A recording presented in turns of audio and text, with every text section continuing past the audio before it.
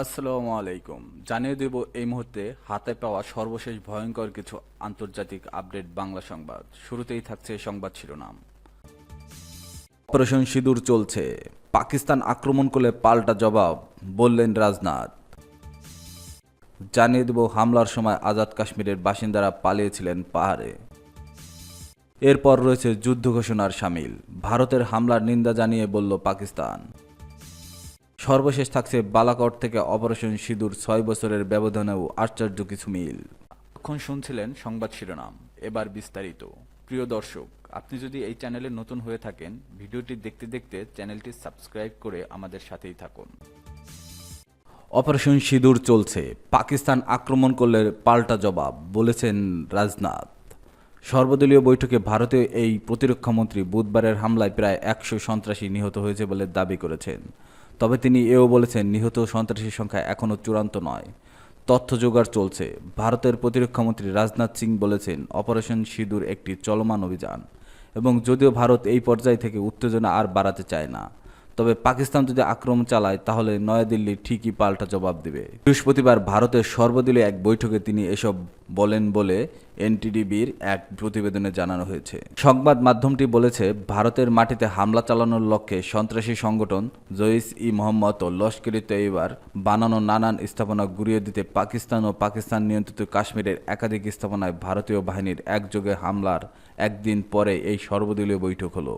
এতে প্রতিরক্ষামন্ত্রী বুধবার প্রথম প্রহরে হামলা সংক্রান্ত নানান তথ্য উপস্থিত শীর্ষ রাজনীতিকদের সঙ্গে শেয়ার করেন। তবে পরিস্থিতির সংবেদনশীলতার কারণে সব বিষয়ে যে বিস্তারিত জানানো যাচ্ছে না, একথাও তিনি জোরের সঙ্গে বলেন বলে জানিয়েছে একাধিক সূত্র। বৈঠকে রাজনাথ বুধবারের হামলায় প্রায় ১০০ সন্ত্রাসী নিহত হয়েছেন বলে দাবি করেছেন। তবে তিনি এও বলেছেন, নিহত সন্ত্রাসীর সংখ্যা এখনও চূড়ান্ত নয়, তথ্য জোগাড় চলছে।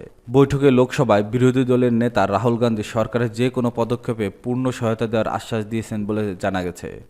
পাকিস্তান অভিযানের আগে পরে সর্বদলীয় বৈঠকে ডেকে বিরোধীদের মত নেওয়ায় রাহুল সরকারকে ধন্যবাদ দিয়েছেন। তিনি কিছু প্রশ্ন তুলেছিলেন, তবে পরিস্থিতি বিবেচনায় সেসব প্রশ্নের জবাব পেতে সরকারের উপর তেমন একটা চাপ সৃষ্টি করেনি বলছে সূত্রগুলো। কংগ্রেস প্রধান এবং রাজ্যসভার বিরোধী দলীয় নেতা মল্লিকার্জুন খার্গে সর্বদলীয় বৈঠকে প্রধানমন্ত্রীর অনুপস্থিতি নিয়ে প্রশ্ন তুলেছে। বৈঠকের পর গণমাধ্যমের সঙ্গে কথা বলতে গিয়ে খার্গে বলেন, তিনি আগে বৈঠকেও ছিলেন না। ঠিক আছে, তিনি হয়তো মনে করছেন তিনি সংসদের উপরে, কখনো তাকে এ বিষয়ে জিজ্ঞাসা করা যাবে, কিন্তু এখন সংকটের সময়, এখন আমরা কারো সমালোচনা করতে চাই না।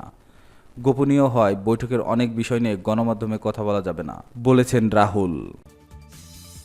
হামলার সময় আজাদ কাশ্মীরের বাসিন্দারা পালিয়েছিলেন পাহাড়ে। তারা জানান, বিস্ফোরণে মাটি কেঁপে কেঁপে উঠেছিল আর প্রচণ্ড শব্দ প্রতিধ্বনিত হচ্ছিল।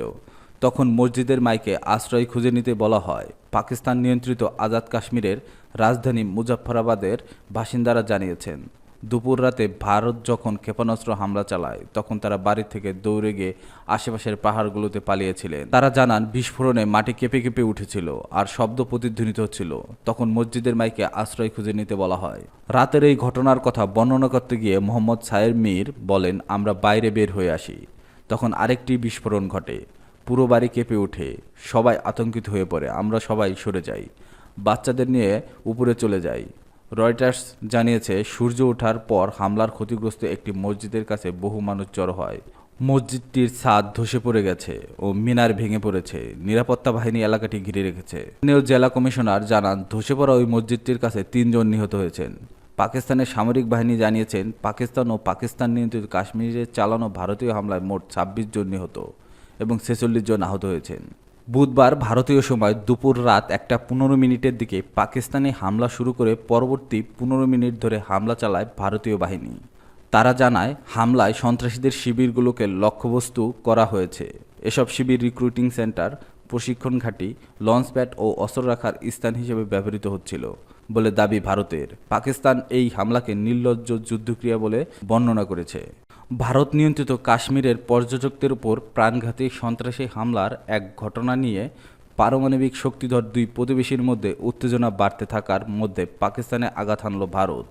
তবে ভারত যেসব লক্ষ্যে আঘাত এনেছে সেগুলো সন্ত্রাসীদের শিবির ছিল না বলে দাবি করেছে পাকিস্তান। কাশ্মীরে ভারত ও পাকিস্তানকে বিভক্তকারী নিয়ন্ত্রণে রাখা সংলগ্ন জেলাগুলোর কর্মকর্তারা জানিয়েছেন, বুধবার ভোর থেকেই দুই পক্ষের সেনাবাহিনীর মধ্যে মর্টার ও হালকা অস্ত্রের গোলাগুলি শুরু হয়, এখনও অব্যাহত আছে।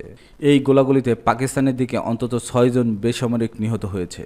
ভারতীয় কাশ্মীরের পুলিশ জানিয়েছে সেখানে অন্তত 10 জন নিহত, প্রায় 50 জন আহত হয়েছে। যুদ্ধ ঘোষণার শামিল, ভারতের হামলার নিন্দা জানিয়ে বলল পাকিস্তান। পাকিস্তান ও পাকিস্তান নিয়ন্ত্রিত কাশ্মীরে ভারতের হামলার কড়া নিন্দা জানিয়ে একে যুদ্ধ ঘোষণার শামিল আখ্যা দিয়েছে ইসলামাবাদ। ভারতীয় সেনাবাহিনী পরিকল্পিতভাবে বেসামরিক নাগরিক, বিশেষ করে নিরীহ নারী ও শিশুদের লক্ষ্য করে যে হামলা চালিয়েছে তা একটি ঘৃণ্য ও লজ্জাজনক অপরাধ। এটি মানব আচরণের সমস্ত নীতিমালা এবং আন্তর্জাতিক আইনের বিধান লঙ্ঘন করেছে। পাকিস্তানের জাতীয় নিরাপত্তা পরিষদের সভার পর দেওয়া বিবৃতিতে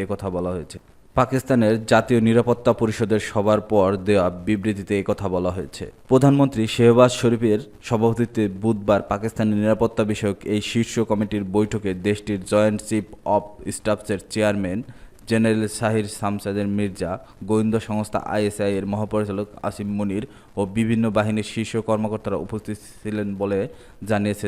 আত্মরক্ষাতে ভারতের হামলার জবাব দেওয়ার অধিকার রাখে পাকিস্তান। সেটা কখন কিভাবে হবে ইসলামাবাদই ঠিক করবে। সমন্বিত পদক্ষেপ নিতে সশস্ত্র বাহিনীকে অনুমোদনও দেওয়া হয়েছে বলেছে ইসলামাবাদ। বৈঠকে ভারতের হামলাকে পাকিস্তানের সার্বভৌমত্ব ও অখণ্ডতার নির্লজ্জ লঙ্ঘনও অভিহিত করা হয়েছে। পাকিস্তানের পাঞ্জাব ও আজাদ কাশ্মীরে হামলা করে ভারত যেভাবে আন্তর্জাতিক আইনের সুস্পষ্ট লঙ্ঘন করেছে তার জন্য নয়াদিল্লিকে জবাবদিহিতার আওতায় আনতে হবে। আন্তর্জাতিক সম্প্রদায়ের কাছে আহ্বান জানিয়েছে তারা। তাদের জাতীয় নিরাপত্তা পরিষদের এক বৈঠকে বলা হয়েছে, আত্মরক্ষাতে ভারত হামলার জবাব দেওয়ার অধিকার রাখে পাকিস্তান। সেটা কখন কিভাবে তা ইসলামাবাদই ঠিক করবে। সমন্বিত পদক্ষেপ নিতে সশস্ত্র বাহিনীকে অনুমোদনও দেওয়া হয়েছে। এদিকে পাকিস্তানের আন্তঃবাহিনীর জনসংযোগ পরিদপ্তর আইএসপিআর এর মহাপরিচালক জেনারেল আহমেদ চৌধুরী বলেছেন, বুধবার প্রথম প্রহরে পাকিস্তান হামলা চালালেও ভারতের কোনো বিমানই পাকিস্তানের ভূখণ্ডে ঢুকতে পারেনি। পাকিস্তানের কোনো বিমানও ভারতের ভূখণ্ডে যায়নি। পাকিস্তানের সেনাবাহিনী ভারতীয় বাহিনীর আগ্রাসনের সমুচিত জবাব দিয়েছে এবং বেশ কয়েকটি ভারতীয় তল্লাশি চৌকি গুঁড়িয়ে দিয়েছে বলে দাবি করেছেন তিনি। বালাকোট থেকে অপারেশন সিঁদুর 6 বছরের ব্যবধানেও আশ্চর্য কিছু মিল। এবারের অভিযান আর 6 বছরের আগে পাকিস্তানের বালাকোটে অভিযান দুটি ভারত কাকতালীয়ভাবে চালিয়েছে মঙ্গলবারে। মিল আছে অভিযানের। আগে প্রধানমন্ত্রী মোদীর নিস্পৃহ মনোভাবেও। 2019 সালের 14 ফেব্রুয়ারিতে পুলওয়ামায় সিআরপিএফ এর সেনাবহরের জঙ্গি হামলায় 40 সেনা নিহতের ঘটনার পর পাকিস্তানের বালাকোটে হামলা চালায় এর বদলা নিয়েছিল ভারত। সেদিনটি ছিল এক মঙ্গলবার। এর 6 বছর পর কাকতালীয়ভাবে কাশ্মীরের পেহেলগামে জঙ্গি হামলায় 26 পর্যটক নিহতের ঘটনায় বদলাও ভারত নিল আরেক মঙ্গলবারে। ভারতের সেই বালাকোট অভিযান আর এবারের অপারেশন সিঁদুরের মধ্যে এমনই আরও কিছু মিল দেখা গেছে দুইটি অভিযানের বিশ্লেষণে। যেমন, বদলা নেওয়ার আগে মোদির অবস্থান, বিভিন্ন অনুষ্ঠানে তার অংশগ্রহণ, হামলার ঘটনার জবাব দেওয়ার ক্ষেত্রে সময়ের ব্যবধান, এসবেই আছে কিছু না কিছু মিল। গত 22 এপ্রিল কাশ্মীরের পেহেলগামে জঙ্গি হামলার পরেই প্রধানমন্ত্রী নরেন্দ্র মোদী স্পষ্ট করে জানিয়েছিলেন পাকিস্তানকে এর জবাব দেওয়া হবে। অপেক্ষা চলছিল তারিখের। এরপর মঙ্গলবার মধ্যরাতের পরই পাকিস্তানের জঙ্গি শিবিরে হামলা চালায় ভারত, যাকে বলা হচ্ছে অপারেশন সিঁদুর। অন্যদিকে 2019 সালের বালাকোট স্ট্রাইক। পাকিস্তানের ভেতরে বালাকোটের জঙ্গি শিবির গুঁড়িয়ে দিয়ে এসেছিল ভারতের বিমান বাহিনী। দিনপঞ্জিতে দিনটি ছিল মঙ্গলবার। সেদিন রাত 3টা 45 থেকে 20 মিনিট ধরে চলছিল ভারতের হামলা। দুই অভিযানই মূলত ভোর রাতে একইভাবে চালিয়েছে ভারত। একইভাবে জঙ্গি শিবিরকে নিশানা করে অভিযান চালানো হয়েছে। দুই অভিযানই সপ্তাহের মাঝামাঝি দিনে হয়েছে। ঘটনাচক্রে দুটি অভিযানের 24 ঘন্টা আগেই প্রধানমন্ত্রী নরেন্দ্র